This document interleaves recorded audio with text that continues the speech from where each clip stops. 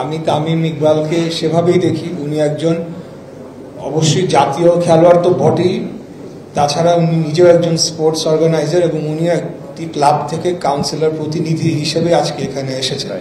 এবং ভবিষ্যতে উনি যেহেতু নিজে ন্যাশনাল টিমে খেলেছেন এবং ক্রিকেটের সাথে অত্যন্ত সুপরিচিত, এবং ক্রিকেটের যে সমস্যাগুলো রয়েছে আজকে থেকে আরো 2-2.5 মাস আগে হবে কোনো একটা জায়গায় আলোচনায় উনি আমাকে বলেছিলেন যে কি কি সমস্যাগুলা আমাদের ক্রিকেট ফেস করছে, বিশেষ করে যেমন ম্যাচ ফিক্সিং একটা বড় ধরনের ক্যান্সারের মতো আমাদের ক্রিকেটকে ক্ষতিগ্রস্ত করছে, এবং আরো বিভিন্ন বিষয়ে তিনি আলাপ করেছেন। সেখান থেকে আমার মনে হয়েছে বাংলাদেশ ক্রিকেটকে যদি এগিয়ে নিতে হয় এবং যে সমস্যাগুলা আমরা চিহ্নিত করতে পারছি সেগুলা যদি নিরসন করতে হয়, তাহলে হয়তো বা ওনার মতো একজন যোগ্য এবং দক্ষ অর্গানাইজার বোর্ডকে এগিয়ে নিতে পারে। এটা আমার ব্যক্তিগত সমর্থন, এখানে দলের কোনো বিষয় নাই। আমাদের দলের ভারপ্রাপ্ত চেয়ারম্যান উনি স্পষ্ট আরো আগেই বলে দিয়েছেন যে ক্রিকেট এবং স্পোর্টসকে কোনোভাবে আমরা রাজনীতিকরণ করব না, এখানে কোনো পলিটিক্যাল এলিমেন্ট প্রবেশ করানো হবে না। আমরা